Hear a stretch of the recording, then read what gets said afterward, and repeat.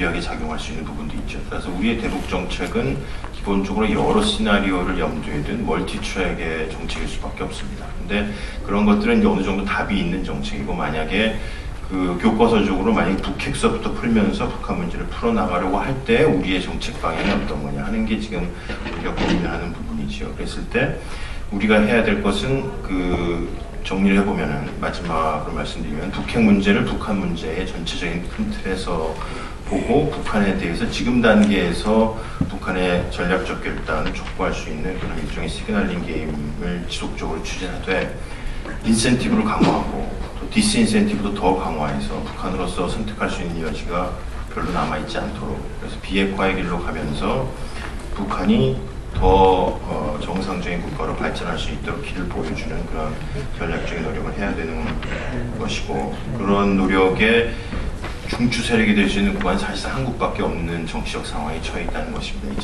2010년의 현재 구도에서는. 그러려면은 미국과 중국을 다 움직여서 우리가 북한에 대해서 하는 정책과 더불어서 주변국의 공조 속에서 오자의 시그널링이 같이 돼야 되는데, 미국과 중국이 움직일 생각이 별로 없기 때문에 일단은 북한이 움직일 수 있는 여지가 있어야 미국이 조금 힘을 낼 것이고, 미국이 힘을 내야 중국도 미국과 같이 북한 문제를 해결할 능력이 있을 것이기 때문에, 과연 우리가 그런 형태의 진정으로 포괄적인 안을 지금 만들어 가고 있느냐. 그래서 북핵을 정상적으로 푸는 하나의 옵션으로 그걸 생각할 수 있느냐라는 것이고, 그게 만약에 풀리게 된다면 그 다음에 육자회담이 발전할 수 있는 가능성은 여지가 있다는 것입니다. 그래서 북한 문제를 해결하는 그 차원복급 이상의 대화라든지, 또 신뢰를 강화할 수 있는 육자 간의 조금 더 높은 그 위의 회담도 생각해 볼 수 있고, 동북아 안보협력 대화 속에서의 한반도 문제를 고려해 볼 수도 있겠죠.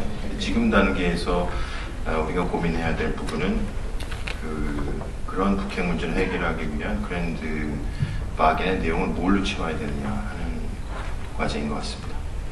이상을 마치겠습니다.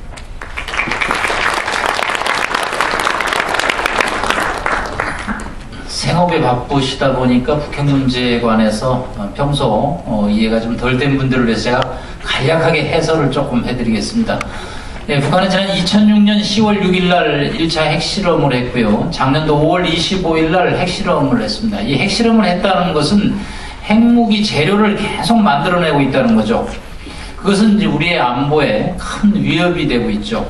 그래서 이 핵무기를 없애는 하나의 방법으로 육자회담, 한미일 3국하고 북중러 3국이 중국의 조대에서 만나서 북핵 폐기를 위한 여러 가지 협상을 하는 것을 육자회담이라고 합니다. 근데 북한이 육자회담에서 이제 탈퇴를 하고 작년 5월 25일 날 2차 핵실험을 했습니다.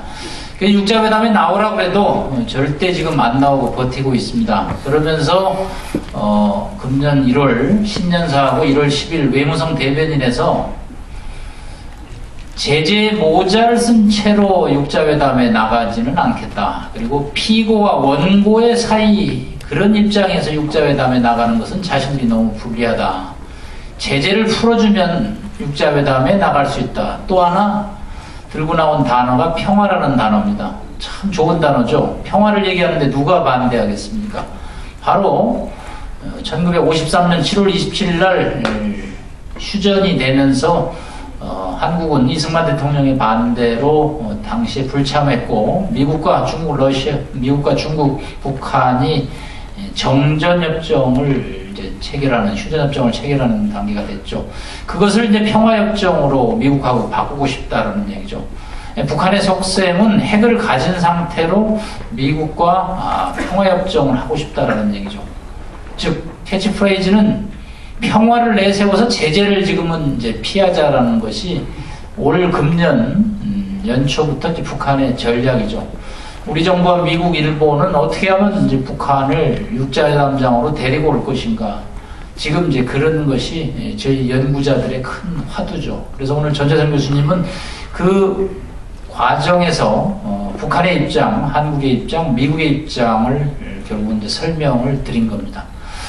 다음 발제는 우리 이상현 박사께서 한국의 대북정책하고 한국의 북한의 핵을 포기시키는 전략인 그랜드 바겐에 대해서 이제 설명을 드립니다.